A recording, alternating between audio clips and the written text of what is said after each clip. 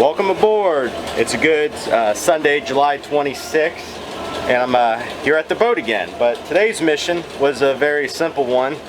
This is your thermostat, and here's the issue that I was possibly running into. The pressure cap is coming on Tuesday, but there's a chance that this was getting stuck. Like when I try to close it, I can hear it clicking on the actual mechanism. So I'll show you quickly that. I have the engines running right now, so this was a very simple fix, and let me show you. So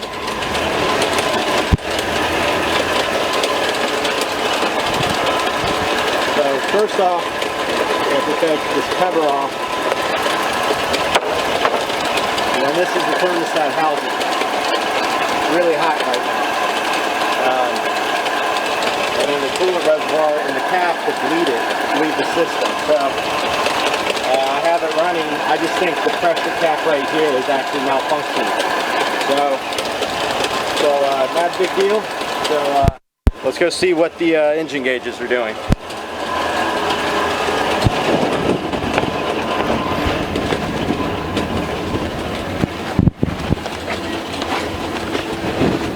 So you can see here, I'm at 3/4 for the port engine coolant temperature, and the oil pressure is about halfway. It's normal. And the starboard engine, the coolant temperature is rising up till the 3/4 mark, so it'll slowly rise up there. So I'm not worried about that one. And the oil pressure is good. So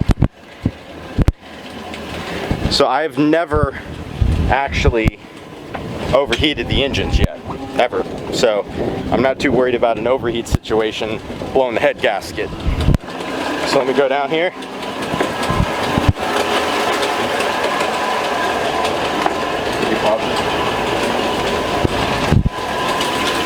Alright, so I'm going to have my pearls of wisdom for you. This is just a short and sweet video. Just simple. Come out to the boat, change out the thermostat. It took about 30 minutes because I took my time and I had to find the right nuts, bolts to take it off. So this quote of the day comes from William Butler Yeats, circa 1923. Think like a wise man, but express yourself like the common people. So this comes to a good point. You could be as smart as a whip. Yeah, very intelligent. You know, you can spit off statistics, dates, historical figures, and facts, and be an expert in your field. But the thing is, if you're at a boardroom and you're trying to explain your expertise to the CEO, or anybody for that matter, you have to put it in layman's terms. So I remember the movie Armageddon, where the president was like, how big is this asteroid? And he was like 127 million cubic whatever, and then the other guy, the other really smart guy in the room said, it's the size of Texas, Mr. President. So there you go. That's all you have to do is take what you know and put it in a language that everybody can understand.